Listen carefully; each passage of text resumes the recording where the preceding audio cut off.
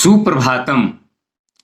प्यारे बच्चों, आज मैं 10वीं कक्षा के संस्कृत व्याकरण का दूसरा पाठ समास पढ़ाने जा रहा हूं।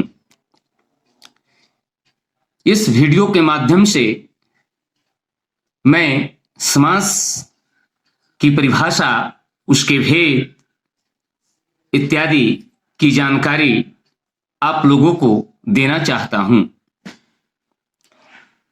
समास की परिभाषा समसंग समासः व एक परिभावः समासः, अर्थात जब दो या दो से अधिक पद अर्थात शब्द अपनी विभक्तियों का परित्याग करके एक पद में परिणत हो जाता है तो उसे समास कहते हैं। समासिक प्रक्रिया के फलस्वरूप उत्पन्न एक पद समस्त पद कहलाता है। जैसे राज्ञः पुरुषः राजपुरुषः, गंगायाः जलम गंगा जलम। समास शब्द सम उपसर्ग और अस धातु तथा घई प्रत्यय से मिलकर बना है, जिसका अर्थ होता है संक्षेप। सीबीएसई पाठ्यक्रम के अनुसार जो समास पढ़ना है वे इस प्रकार हैं। तत्पुरुष समास, इसके अंतर्गत विभक्ति तत्पुरुष ही पढ़ना है। दूसरा बहुब्रीहि समास। तीसरा अव्ययभाव समास। अव्ययभाव समास के अंतर्गत अनु, उप, सह, निर, प्रति, यथा, अव्यय से जुड़े समस्त पद का विग्रह पढ़ना है। चौथा द्वंद्व समास।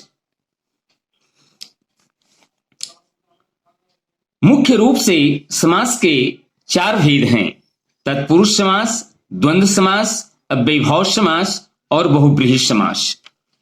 तत्पुरुष समास। उत्तर पद प्रधानो तत्पुरुषः, अर्थात जिस समास का उत्तर पद अर्थात अंतिम पद प्रधान होता है उसे तत्पुरुष समास कहते हैं।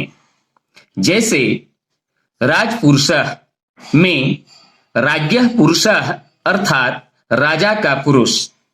इसमें राजा की अपेक्षा पुरुष की प्रधानता है।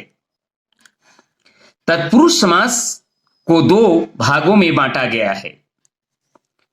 पहला व्याधिकरण तत्पुरुष, दूसरा समानाधिकरण तत्पुरुष।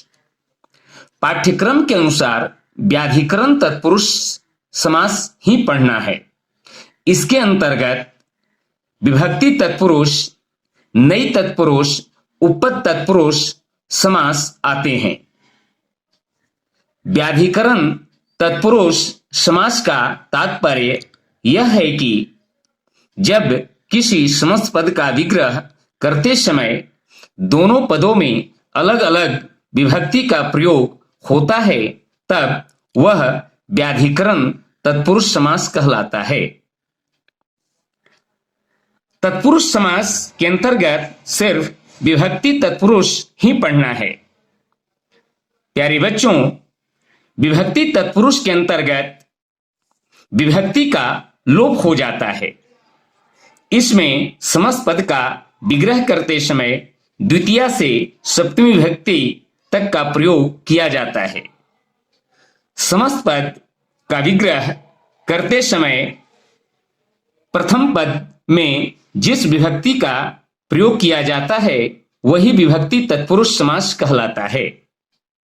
जैसे कृष्ण श्रितः, कृष्णम श्रितः। यहां कृष्णम में द्वितीया विभक्ति का प्रयोग किया गया है, इसलिए ये द्वितीया तत्पुरुष हुआ। कूप पतितः, कूपम पतितः, ये भी द्वितीया तत्पुरुष हुआ। सुखहीन सुखेन हिन्ना, यहां सुखेन में तृतीया विभक्ति का प्रयोग किया गया है, इसलिए ये तृतीया तत्पुरुष हुआ। पुत्र रक्षितम, पुत्राय रक्षितम, यहां पुत्राय में चतुर्थी विभक्ति का प्रयोग किया गया है, इसलिए ये चतुर्थी तत्पुरुष समास हुआ। चौर भयम, चौरात भयम, चौरात में पंचमी विभक्ति का प्रयोग किया गया है, इसलिए ये पंचमी तत्पुरुष समास हुआ। राजपुरुषः, राज्ञः पुरुषः, यहां राज्ञः में षष्ठी विभक्ति का प्रयोग किया गया है, इसलिए ये षष्ठी तत्पुरुष समास हुआ। कर्म कुशलः, कर्मसु कुशलः, यहां कर्मसु में सप्तमी विभक्ति का प्रयोग किया गया है, इसलिए ये सप्तमी तत्पुरुष समास हुआ।